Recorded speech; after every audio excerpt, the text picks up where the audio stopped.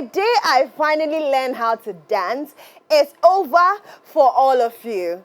For my enemies, for my friends, for my lovers, it's over for all of you. But since I don't know how to dance, I'm so excited about this conversation, ladies and gentlemen. You're welcome to MX Breaks on MX24 TV.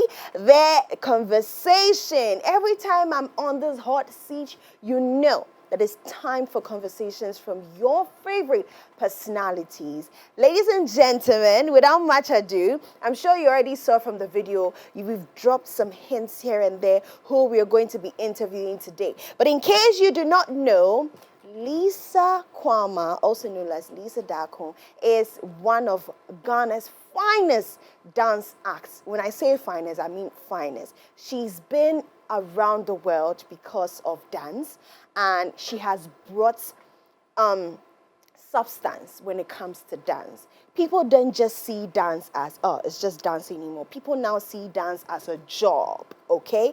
And Lisa Quama is part of the people that are making it big when it comes to dance, that are changing the story when it comes to dance. And I'm excited to have a conversation with her today on what she's been up to. Yes, I can see she's outside the country. We'll talk to her about what she's been up to, the journey, how it started, how it's been like so far, and how someone like me that I want to learn how to dance, how, you know, I can get in contact with her.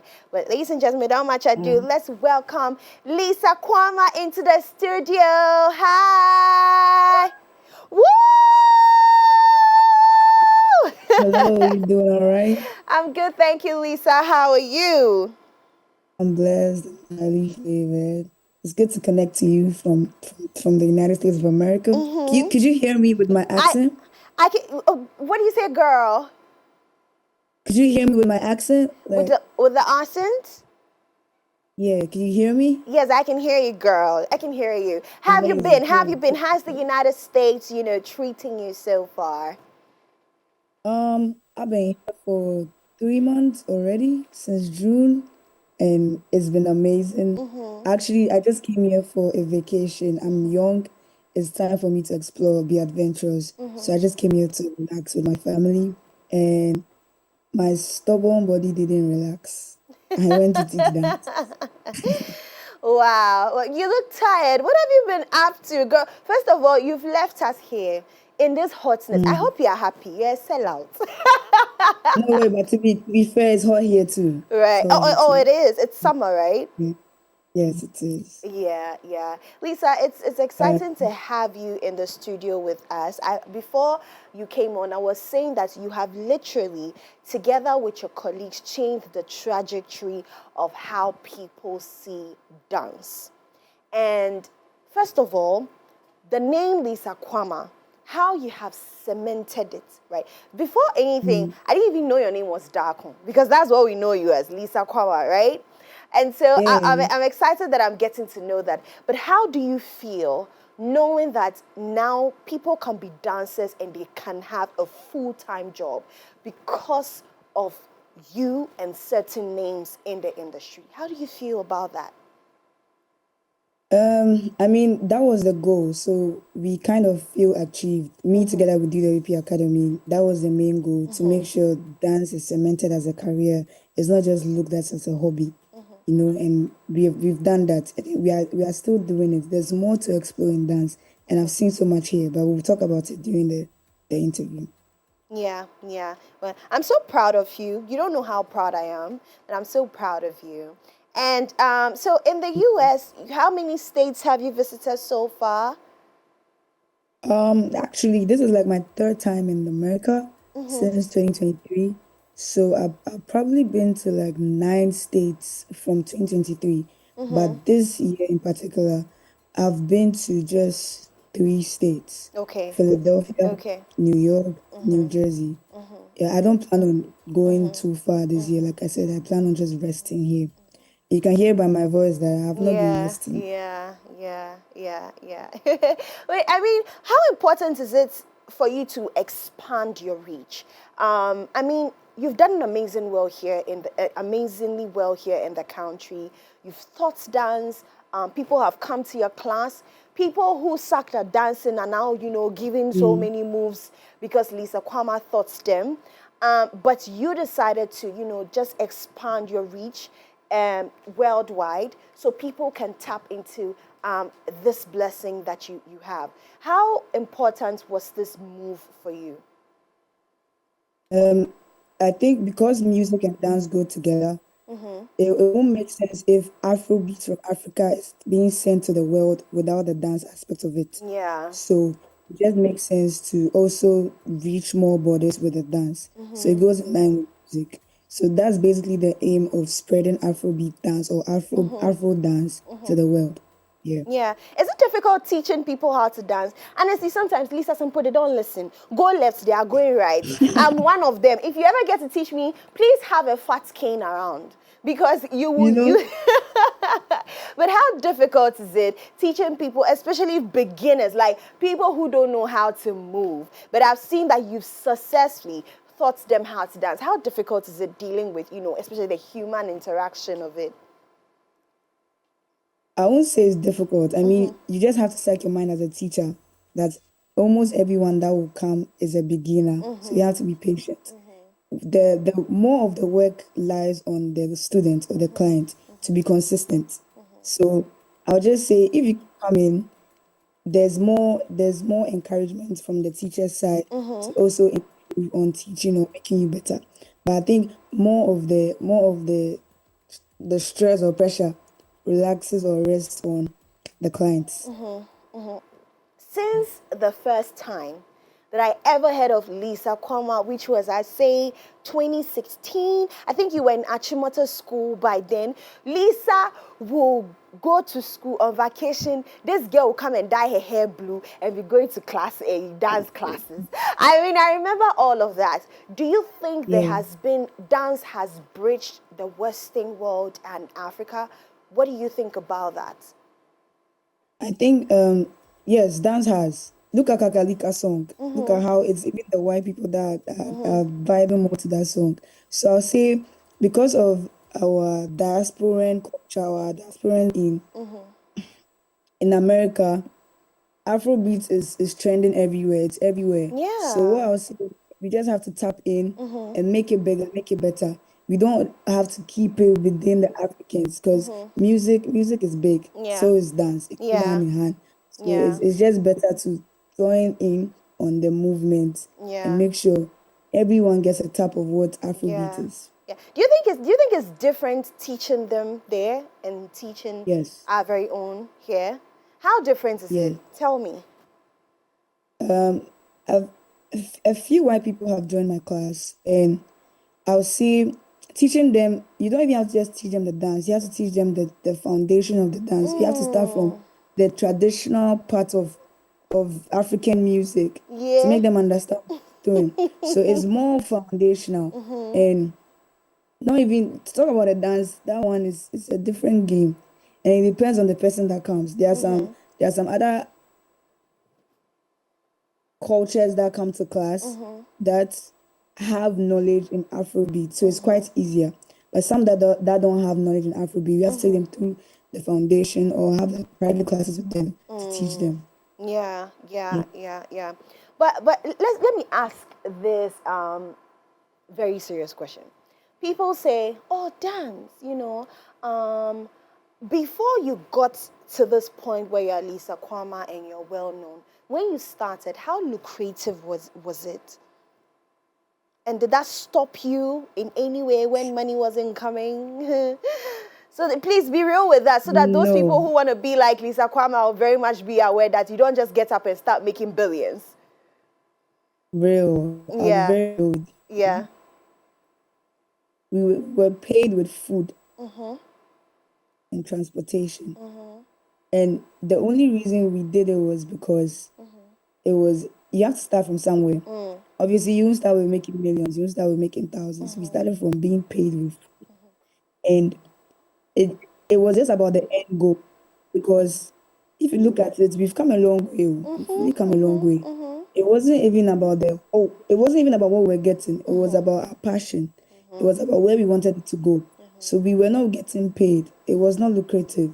If anything was self-funded amongst everybody in the WP Academy or amongst everybody I know that started dance. everything was self-investment. And trust me, I won't say it was easy because I was underage at that time. So Yeah. I Yeah. was depending on money from my parents. And the only reason they were supportive was because I was very good in school. I Mm. was academically smart. And so it was easy to get money from them because, hey, I'm doing well in my books. So sure, we could support you with this. That was really what it was for me. But it wasn't the same story for most people. And I can't talk Yeah. for them, but I know in the beginning, with what I saw, we've come a long way. We just trusted the process. Yeah. So Yeah. so if you knew that this is what it was, I'm sure you were very much away from the beginning that I was not going to start tasting billions and millions now. Or because Yes. I can attest that through dance you've been able to travel around the world, worked with so Yes. many brands. Um, and you still wanted to do this even though you were young and you were still taking money, and then all that you were paid for was your food and your transport and all of that. What made you stick to that? What made you stick that, you know what, I'm still gonna dance regardless? Because It was even mm, if you know I'm not going to see the billions now, this is what I want to do. What made you stick to that? the passion. The Was passion. the passion for dance. It wasn't just about the talent. Even back then, I wouldn't even call myself the most talented. I was consistent in training. It was the training that made it amazing because Yeah. you see yourself getting better every time. So it wasn't really about the money, it was mainly about the passion. If you have passion for something, you just put all your 100% in it. And that's what I did. That's what most of us did. It was Yeah. mainly the passion. Yeah. Yeah. Yeah. Oh, so then it's very true when they say that passion first, money later. Then it's very Yes, true. It's it's very, very true. true. It's true. Wow. Wow. But how proud are you, Lisa? How proud are you of yourself and your I, colleagues? I don't think I'm proud of myself yet. I Hey, mean, I will lash you. uh, uh, Wow. there's still so much more to do. Like I said, it's trusting the process. It looks like we've done so much. I think we have done so much, but there's still more to be done. Because, like I said, we are moving from just the Ghana audience or just the African audience to a wider stage, a more international stage. And I Yeah. don't think I've got anywhere yet in my goal. So I don't think I'm proud of myself yet. I do acknowledge that I have grown, yes, Yeah. but there's still more Yeah. to achieve. Yeah. So Yeah, yeah. yeah, But do you think Ghana dance industry is still missing something? Are we still? Is there something we need to fix here and there? there's so much we need to fix. Oh my God, mention five. We don't have, maybe Okay, okay, to your to my knowledge then. knowledge, I think dance is not really well invested in Ghana from the Yeah. government. Maybe the creative industry as a whole, yes, but dance solely, I don't see the Yeah. government support, and we are missing out because even you can go back to 30 December. When you go back to 30 December, it was so much revenue. There was so much return on investments that the government made. And if you pair it with dance, I think it goes hand in hand because from what I saw, most of even these artists flew their dancers in to dance with them. Oh, So wow. when there's a lot of dancers in Ghana you can work with. Some festivals are changing that and using the workforce here, but I still think there's more the government can do to Yeah. solidify dance, not as a hobby, but as a job. Yeah. Because it's Yeah. big out here. Aside it being taught in school, after school, what's next? What's the next job for a dancer or somebody who studied dance? And I didn't even study dance, and I find it hard to find a solidified like structure. So like I think we should work on that. Aside maybe financial support, Yeah, yes. yeah. Do you think the value of dancers have value now? You know, but and Yes. no, let me be honest with you. Growing up, I could really dance actually. I was a very good dancer. That's actually where I'll say I learned that I could be a creative and do all of those things. Eh, When I go crazy on stage, it is eh, this one. But then But then it got to a point in time where practically my parents were like, focus on your books, don't dance. What is this? Because every time I go to parties, I want to dance, and then they'll say sit down and all of those things. And then I just realized, okay, the talent is not there anymore. I can't really dance anymore. Now, let's bring it here. The value of dances, especially here in Ghana. Do you think that a difference has been made right now, let's say 10 years ago and now? Yes, so much Okay, difference. okay, Like you okay. said, with your parents stopping you from dancing at parties and everything. Now, even at dance classes, it's the parents that bring their children. And Yeah. even some of the children that are not naturally gifted with dance, their parents still bring them in to acquire the skill. So there's right now, say the dance scene is heavily supported by parents. Like parents see their children thriving in dance and they bring them. Maybe just for the skill, because I know like dance and other creative things also help you academically or help you just need to have a skill. And dance is being considered as one of the skills you should have. That's why I see parents are bringing their kids in. Aside that too, dancers work different now in Ghana. When you say you're a Yeah. dancer, you can proudly say you're a dancer and you not be looked down upon. I think Yeah. Yeah. Yeah. yes, Yeah. that's why I see it's That's the okay. two. Lisa, before we go, what would you say has been your biggest career, the highlight of your career so far, since you entered dance officially as a career? Um, What has been the highlight? Please don't tell me that it's plenty. You can't tell me. There could be one. there actually have been many highlights. Okay, okay, okay. Um, the one I can remember is sharing a stage with Asha for Global Mm, Citizen here yeah. in Ghana. Here in Ghana. See, look, someone like Asha even used dancers from here. He came to rehearsals and trained with us. That's how big dance is. And you don't have to fly in workforce to come and dance with you. That's one of the Yeah, big projects I would say yeah, I yeah, have worked with yeah, so far. yeah. Aside Beyonce and Shatawale's already music video. Yes.